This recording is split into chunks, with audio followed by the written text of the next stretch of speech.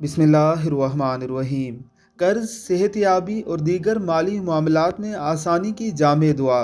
ام المومنین حضرت عائشہ صدیقہ رضی اللہ تعالی عنہا فرماتی ہیں کہ حضور یہ دعا مانگا کرتے تھے: اللہم انی اعوذ بک من الکسل والحرام والمأثم والمغرم ومن فتنة القبر وعذاب القبر ومن فتنة النار وعذاب النار ومن فتنة الغنى واعوذ بک من فتنة الفقر۔ اے اللہ، میں تیری پناہ مانگتا ہوں اطاعت میں سستی سے، بڑھاپے کے سبب مخبوط الخواص اور اعضاء کے ناکارہ ہونے سے، تاوان یا قرض سے اور گناہ سے۔ اے اللہ، میں تیری پناہ مانگتا ہوں آگ کے عذاب سے، عذاب کے فتنے سے، قبر کے فتنے، قبر کے عذاب سے، دولت کے فتنے اور برائی سے، فقر کے فتنے کی برائی سے۔